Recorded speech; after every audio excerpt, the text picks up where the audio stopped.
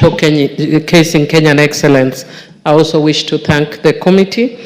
And Mr. Speaker, I will be making very minor or proposing very minor amendments to the bill that basically relate to issues of governance, like the areas where we, in the board, it is proposed that there shall be 5 individuals. Mr. Speaker, shall be proposing that, of course, that we have a gender balance and an age balance. Unfortunately, for some of us here, I think we need to ensure that the younger people are the majority, more particularly perhaps the Gen Zs should be the majority. And Mr. Speaker, first because they are very technologically savvy more than us, but also it would also help in job promotion, because we saw part of the challenges that we are facing as a country is the youth bulge that is very evident, especially because of the issue of lack of jobs. And a few other governance issues, really. Mr. Speaker, I would want to say that technology is the present and it's also the future. And any country that does not invest in technology will be overtaken in the world or in the global economy. Mr. Speaker, I remember when I was just doing my university the other day, when I was doing my dissertation, and I handwrote my dissertation. I'm very good at using technology, but I handwrote my dissertation. And somebody stole my luggage in an Akamba bus on my way from Mutembei to Nairobi, and it was an entire handwritten document. You can imagine how stressed I was, and I had 2 weeks to submit. There's no backup. So I had to sit and research afresh.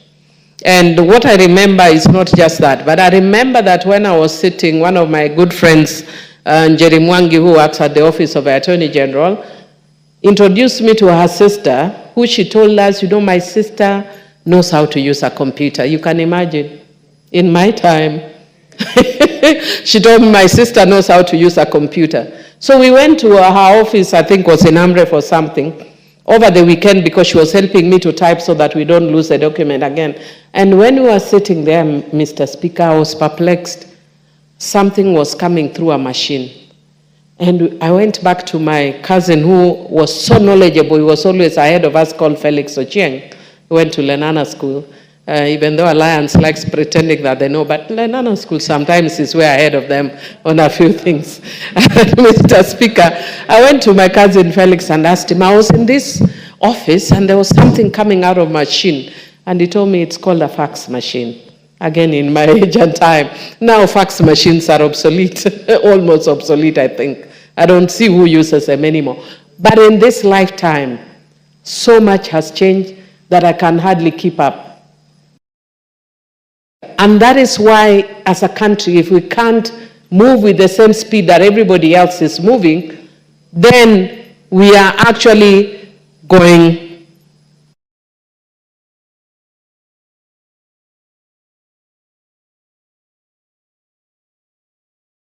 raised, that you consider especially the issues that have been raised by Mr. Honorable Undo, so that we build on it. Mr. Speaker, some of the issues that this is going to do is to create jobs. I am launching my book called Rig or Be Rigged on the 1st of October, on Tuesday next week. And one of the things that I was doing as I'm organizing around this is just, I'm amazed at the level of technology around just launching my book.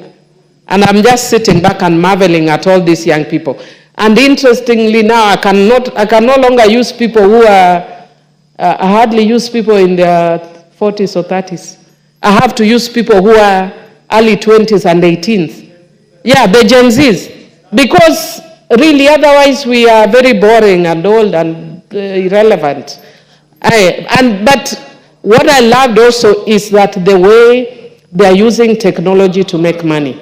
You would be shocked, Mr. Speaker, the simple things that I see, and I think they don't take much, which is called content creation and all that.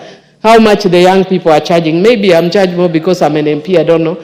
But at least I am happy that jobs are being created. And if we can, one of the things that are raised around the Gen Z revolution was that we need to formalize this sector, and what is being done with this bill is also trying to do that, and I thank the committee. Mr. Speaker, one of the things that I love is that it would also be setting up a technopolis, and I watch Crime and Investigation Network a lot, and one of the things that I see we are so behind on is when you have crimes on technology and issues of sexual and gender-based violence are increasingly becoming too many. And some perpetrated by the children against themselves, they are still crimes. Like I think I reported here on the floor of the House about a case where not university, high school students in uniform are having sex with each other, and it's being filmed online. We are seeing children having sex in swimming pools, and it is being shared online. Mr. Speaker, I want to link it with the issue of mental health. And I'd want to encourage the committee that part of the things that you need to do here is link technology as part of the negative spin-offs that Honorable Wundo was talking about. How do we link this? When you are young, you are very foolish. We were also young in our ages, even though we didn't do the things that now the younger ones are doing. But we made mistakes that are correctable because there was no technology to see. Some people stole here in the high school. There was no technology to cover. People did many funny things. Nobody covered. But now in technology, it is covered and it is being circulated. Recently, there's a lady who was buried in one of the areas in Luolan called Achieng, and her case went viral. Why? Because everybody was attacking Achieng at the funeral, and her children were seated there with their schoolmates, and they were calling that woman names. And it is good they are talking to a dead body who couldn't hear them. But there were young people seated here listening to them. How do you address those kind of issues? So we must also not only look at the benefits, but the negative spin-offs of technology, and I'd hope that we can look at that as well. And then one of the things that I'd encourage this committee to look at, when I was younger, we said there were people who are illiterate, who didn't learn to read and write. Can you also consider Gumbaru in technology? And I'm semi-Gumbaru in technology because I am literate, but I'm not that literate. And Mr. Speaker, if we don't move with the speed that is required of us, Mr. Speaker, I'm telling you, we will be left totally behind by these young people. And so we need to learn, maybe not at their speed, but we must catch up. Otherwise, we will not be able to understand their language, Mr. Speaker. Mr. Speaker, another issue where I would want us to look at this spin-off as well. Mr. Speaker, one day I spoke here about being a bad girl, and that has gone completely viral. All over the world, by the way, incidentally, America, whatever. I was recently in Ghana, and somebody walks up to me right at the airport and says, "Bad girl, I'm walking in the streets, bad girl." Technology. But that is not what worries me. I have discovered that, well, in terms of gender, majority of them are women. But young boys, 5 years old, young girls, 5 years old, walk up to me and tell me, "I know you from Parliament. I follow what you do. I follow what you say." The speaker was asking me the other day, telling me, and the president told me, "Be a good girl." I will not listen to them, but I listen to the young ones, Mr. Speaker, because of technology. What I say in this house is affecting 5-year-olds and 10-year-olds. So not only is it going to affect us in terms of what we say, but can we find a way of controlling so that we don't mess up the minds of young people? I support. Well said. I'm still a bad girl. I think it's a good time to hear from the member for Githunguri.